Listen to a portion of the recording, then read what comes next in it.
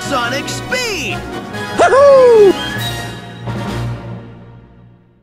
Super Mario T is alive, and let's talk some more about Sonic Forces. Some fans have been vocal about how Forces isn't looking as promising and confident of a Sonic game. Obviously, we have Green Hill in there again, but it's mainly because of classic Sonic's inclusion that people are iffy about Forces because it's using nostalgia to ensure sales, yet we already have Sonic Mania for that, despite starting development in 2015, which was 2 years after Lost World, which is expanding upon its original formula. It's creating brand confusion for the franchise, it's not letting modern Sonic breathe and show his full potential with the boost, and this third character's unknown gameplay style still remaining a mystery. I pretty much went over this in my other video, why Sonic Forces is smart, but the thing is, there are some things to wonder and consider about Sonic Forces as a whole, and really modern Sonic himself. Seeing what we got so far, we could safely assume the basics of the game, classic Sonic having 2D stages and gameplay of Generations, which was a given since his reveal, modern Sonic's unleashed colors and Generations boost gameplay, since that was a given during the initial reveal trailer last summer, and there's something surrounding this new character we don't know about, gameplay and story-wise. I can't help but wonder just what else does this game have in store, and what will this game's overall quality and reception be as an indicator towards modern Sonic's future. Now, I personally love the boost gameplay when it comes to modern Sonic, so I'm already itching to see what else there is and to get my hands on the game. Though I can understand where it has its issues, with it being linear, restricted, making Sonic stiff at controls, so on and so forth. Not everyone prefers the boost gameplay, but the thing I'm wondering is, what can this game add to make the majority enjoy and admire this game despite its faults? Basically, how will everyone enjoy this game despite that wish being an impossibility for any video game, let alone Sonic, because not everyone thinks the same. After some research and analysis, I've come up with some reasons and ideas that may give this game more positive light to shed among the Sonic franchise, and less worries and pessimism about the game and Sonic's future. I'm not saying don't be negative and whiny, because opinions are formed no matter how much information we get. It's a given, and it's freedom of speech, but there are reasons to be excited about Sonic Forces, which is basically what I have, will, and keep on saying until we get the game. And I think there are ways to make this game a memorable one, even beyond the good reasons we have now. Granted, I'm a simple fan. There is a high chance a wide proportion of the community, let alone Sega and Sonic Team, will even consider this video. Plus, I'm no game designer or developer, but after researching the Sonic community, I think there are ways to enhance modern Sonic. There is a chance this game is way too far into development, and some of these reasons won't see the light of day in Sonic Forces, or they might with this third newcomer in Sonic Forces, but if the former is the case, this could be applied towards the future of a modern Sonic game whenever that'll come out. But here are some things I feel like modern Sonic games should have that would not only benefit Sonic Forces, but also Sonic the Hedgehog's future. Here's what we know about Sonic Forces so far. We know this game has been developed and will be for 4 years. Its main theme and modern Sonic stage has great songs, so it's a safe assumption this game's music will be good. We don't know if classic Sonic's Green Hill song was the official one or a placeholder, because they do that with Sonic games, so we'll have to see. We know classic Sonic and how he'll function, which is decent. We know that Sonic was absent, and Eggman took over 99% of the world, a mere 1% away from total world conquest, using some unknown power source. This game having a focus on forces, power, and teamwork with the title Sonic Forces. We know Tails, Knuckles, Amy, Vector, Espio, Charmy, and Silver will play a role in this game.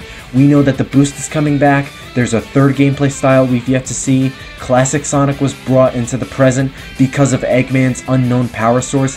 Its story will be more serious and darker toned, much like the adventure games and Unleashed, which is what the creators are going to base their future Sonic stories on, and there's still a lot of levels and other stuff we don't know about the game. And lastly, we know there are still developmental builds being tested. What we saw so far is not the final product. Already there's plenty of green flags here, some questionable red flags like I mentioned in the beginning, but plenty of reason to be excited.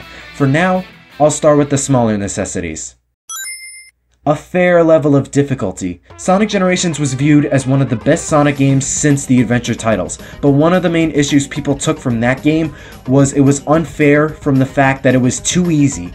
I'm not referring to the weird boost to win excuse, but the game itself was too short. You could 100% it in a couple hours even, as there were 9 levels total with only 2 acts each, and a few boss and rival battles plus the missions, and it's even shorter in the 3DS version. Generations didn't really insinuate that feeling of length, challenge, or obstacle as much as its previous games did, but in Sonic Adventure 2, Sonic Unleashed, Sonic Heroes, Sonic Colors, etc., the rankings you would get were based on the number of rings you got, the enemies you killed, the tricks and rainbow rings you went through, the time you took going through a level, and it would all be added to your overall score, which ultimately determined the rank you would get. Adding that increased level of difficulty would not only make the experience more fun and rewarding, but it would also encourage replay value. Generations is easy for me to go back to because of how vibrant and nostalgic the stages and its songs are, but how the enemies are placed and used, the rings, the level design, the multiple factors determining your overall appearance is a better pull for players who want to replay those stages even beyond a completionist perspective. So please make more stages for me to play and make them harder and fairer in terms of reward and ranking, because I'd rather earn my S rank than let it get handed to me on a silver platter. Less scripted scenes. There are some moments in a game where you basically didn't have to do much controlling and the game practically played itself. For example, do you remember that chase scene in Sonic Adventure where Sonic was running away from the killer whale, or in Green Forest where Sonic goes around loops or rides vines? Scenes like those don't really require you to move the controller for a bit and just let Sonic move on his own, even without boost panels. These scenes are sometimes are cool, but throw a lot of them in, you might as well watch a sticky note drawing animation. I'd rather initiate cool views and scenes within my own grasp, and this kind of autonomy can get old at times. Less 2D and more 3D. A common complaint amongst modern Sonic's gameplay is there isn't much encouragement with 3D gameplay. Most modern Sonics, specifically Colors and Generations, emphasize Sonic's platforming roots within the 2D sections, but modern Sonic ironically started the trend of 3D Sonic games. There are moments where the stage does turn from the 2D perspective to the 3D perspective, but it's not enough, as especially in Colors, there was an oversaturation in 2D. Why does modern Sonic need all this 2D? When not only is he the reason Sonic leaped into the 3D realm, but classic Sonic is the epitome of 2D Sonic. With Sonic Mania and classic Sonic and Sonic Forces, I'm sure fans wouldn't like the massive push for more 2D when not only is the 3D portions being underplayed, but this year also is marking a sort of 3D platforming renaissance. The Legend of Zelda Breath of the Wild, Super Mario Odyssey, Crash Bandicoot The Insane Trilogy, Yooka-Laylee, Super Mario Odyssey. If Sonic could pull it off in Adventure, Heroes, etc., then he could pull it off here. We've seen little snippets and bits of it in Generations, like in Crisis City, Sky Sanctuary, and especially Seaside Hill, so it's possible to stretch these out even further, but one of the matters to tackle is to align this 3D gameplay akin to Adventure with this boost formulated gameplay. This 2D to 3D concern ties into my next concern, which I just mentioned. Enhance modern Sonic's control and movement. The boost gameplay is Sega/Sonic Team's answer of messing up royally with Sonic 06 and losing their ground. As much as the adventure style gameplay was solid, ever since Sega went third party, not just Sonic 06, things were looking gloom and south for them and their fans, starting with Heroes' lighthearted tone and forced replayability, Shadow the Hedgehog's saturation of guns, cursing, edginess, confusing story, and even more forced replayability. 06's, well, existence, Unleashed Hedgehog, etc. But most, if not every Sonic fan seems to agree the boost was the highlight of Sonic Unleashed. The daytime stages were fun, they were exhilarating, they were the spectacle Unleashed had to offer, discounting the story, music, and character, and everyone loved how Sonic handled in that game. People ate up how fast Sonic went, how fast-paced he was, and how innovative it was at the time, especially considering Unleashed was the fastest Sonic ever in history. Sega took this and applied that boost gameplay to Sonic Colors and people loved it. It was basically the good part about Sonic Unleashed and taken to build into an entire game on its own almost. Despite that game having more 2D perspectives to go around, people loved Sonic Colors and marked that as the best Sonic game since the adventure titles, and when Sonic Generations dropped, people still continued claiming that as well. with classic Sonic recreating stages from all mainline console Sonic games, tickling people's nostalgia bone, and still having that fun boost gameplay. People loved Generations. It was at this point fans thought the boost would be the new foundation for Sonic, although it's far from perfect. In order to fully utilize it, stages would have to be massive to accommodate its incredibly fast properties. In many cases, especially in later games, stages could be completed in roughly 2 minutes or less. It could also make Sonic feel narrow and stiff in steering and controls, with or without boosting. Kinda like a race car as if you're playing an F-Zero game or Mario Kart 8 on 200cc. Sonic Unleashed, as a matter of fact, has a complaint for Sonic's daytime stages where platforming with Sonic was slippery, unresponsive, and other complaints. Sonic Colors and Generations were able to iron out Sonic's controls a little bit progressively, but not enough to really make Sonic feel free and stable. Play Sonic Adventure and steer Sonic left and right going down a path, or just move Sonic around in a circle and do the same for Generations. You'll see what I mean. Sonic Lost World kind of fixed this, as that game had more control over Sonic's movement, but had other mechanical problems on top of other problems that game had. But not only was Sonic's overall control stiff and linear, the boost itself wasn't really improved upon. As much fun as it can be, and as much as they kind of need the boost because it's a style that worked and is beloved, and business-wise it makes sense since their financial status is bad right now, which could also explain classic Sonic, there wasn't much changed or added to the boost as years passed. It's been substantially the same the past 3 games, which is actually the least amount of times a gameplay style was used in Sonic. But because nothing really complemented or was added to the boost, fans are calling it stale, not because people have grown a sense of nostalgia for it, but because of the lack of innovation upon it. I know the boost gameplay is not about freedom or exploration, that's not what the boost is supposed to be, that's not the idea it's trying to send, but the boost itself hasn't really blossomed in any significant way on its own even, always resorting to a secondary playstyle like classic Sonic, the Hedgehog, the Wisps, etc. A way it can be complemented is, which is also my next reason, more open stages. It doesn't have to be Mario or Zelda size, hell no. What I mean by this is adding more expansion within the 3D plane of gameplay. You have more space and more things to do with the boost. Having more space can give you more paths to go down.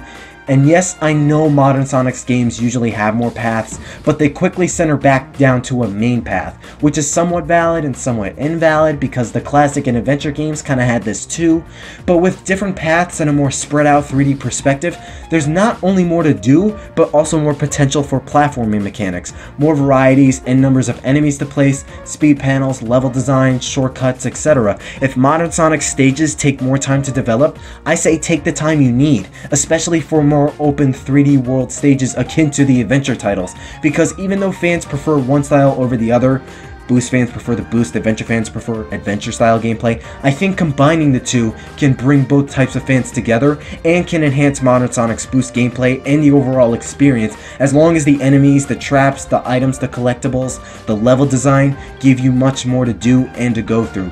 It's definitely possible. I fully believe there has to be a middle ground of boost gameplay and 3D level design, because again, Sky Sanctuary and Seaside Hill from Sonic Generations prove that to a degree. But the game I really want to emphasize this possibility is Sonic Unleashed. One key thing I said in my other Sonic Forces video is what a majority of fans want in this modern Sonic is a more open world platforming centric modern Sonic, and I'd like to see how that would turn out too. Sonic Unleashed is the closest thing we have for that. That modern Sonic game has the most 3D portions than 2D, especially compared to later titles, and even still, modern Sonic slightly got easier to control after each game. Not to a big extent, but some is better than none, I always say. So you could implement more 3D platforming with that slightly easier to control Sonic. Platforming was a pain in Unleashed, but I did admire how much more accepting 3D platforming and progression was into that game. And I'm not just emphasizing the definitive Sonic Unleashed, I also want to emphasize even further the Wii and PlayStation 2 versions of Sonic Unleashed. Now, there's no denying, this is the inferior version of Sonic Unleashed. The gameplay mechanics and graphics were simmered down because of the graphical fidelity and processing capabilities of the Wii and PlayStation 2 being lesser than that of the PlayStation 3 and Xbox 360, and the boost itself had different properties. But the Wii version was, in my opinion, the closest we ever got to an adventure-esque modern Sonic game. Look at how much more expansive, more spread out the levels are, how many more paths there are, and how much more spread out and separate there are. There's also the fact that there are far less 2D sections in that game than 3D. There was a bigger connection to Sonic Adventure in this version than any modern Sonic game from Unleashed and beyond. The Wii and PS2 ports had less 2D, more 3D. The PS3 and Xbox 360 versions had a bigger emphasis on 3D platforming and just platforming in general. Both versions had pretty fair and even rough difficulty, especially the PS3 and Xbox build. Boy, Jungle Joyride and Crimson Carnival gave me a hard time, especially with the hot dog missions. Sonic did feel decently easier to control and manipulate in terms of steering and overall control than the other version and colors and generations. The stages were significantly more open than the other modern Sonic games. Sonic Unleashed, the PS3, Xbox 360 version, and especially the Wii and PlayStation 2 version, I think should serve as a basis or drawing board idea for improving upon modern Sonic's gameplay, boost, and controls. Even if it's the watered down version, that doesn't exclude it ever being used to expand upon future installments. Look at Super Mario Odyssey. Super Mario 64 is an old game that is watered down in some places compared to future installments, but that's the basis of Super Mario Odyssey's overall quality. The story, gameplay, controls, worlds, etc. And everyone's going insane over it, including me. I'm dying to get my hands on that. And who's to say Sonic can't do the same? Technically, Sonic Mania is doing that to build off Sonic 3 and Knuckles, but please Sega, this might lean towards something the majority of fans, adventure and boost fans alike, can thrive and enjoy together with little conflict. Combining the adventure controls and level design with the boost gameplay may serve you well in the long run. Don't be afraid to take that risk. Both versions of Sonic Unleashed are really fun, and I love going back to them. I got a good feeling that game may provide some substance for Forces and Sonic's future, and we might already be seeing that, to be honest. Looking at how much more grimmer, more serious the overall tone and story is of this game, like Unleashed story, the gameplay itself, the music, and overall vibe reminds me of Sonic Unleashed, so maybe that could be the case. If not, then maybe in the future. Lastly, this is only if the boost eventually fails, stagnates completely, and it's outlived itself. Using a different gameplay style entirely. Now stop, hold your comments. Changing the gameplay styles entirely is how we got games like 06 somewhat, how we got the Hedgehog in Sonic Unleashed, Sonic Lost World, Shadow the Hedgehog, etc. What I mean by this is, if the boost ultimately fails somewhere down the line, there's gotta be some sort of backup or different method they can use for Sonic's games. Maybe they can improve upon the parkour mechanic from Lost World, because that style wasn't bad, just not used efficiently, especially with Lost World's mediocre level design. Or maybe this third character might have something entirely new up his sleeve that Sonic Team may be testing. Or they could retry the adventure gameplay and not refer to 06, because even though that game had adventure elements, that game was rushed and not of the exact same properties or pedigree of adventures, so there shouldn't be much fear behind it. But dear God, make sure this gameplay style is tender and careful. Ambition is attractive, but for Sonic, don't go too far, otherwise you might just be changing Sonic too much for his own good. And that's basically it. To summarize what Sonic Forces and really what modern Sonic needs, he needs more difficult stages as well as more stages to go around, less automation, less 2D sections, more 3D sections, giving Sonic more freedom in movement and controls and less stiffness and narrow gameplay, more open stages, possibly even combining wide stages with the boost, and favoring a different gameplay style as a backup that's efficient, strategic, and ambitious yet solid. I believe if Sega and Sonic Team can take some of these ideas into consideration, that not only Sonic Forces, but modern Sonic as a whole may benefit from this. But hey, this game could be way too far into development, like I said, to make changes like these now.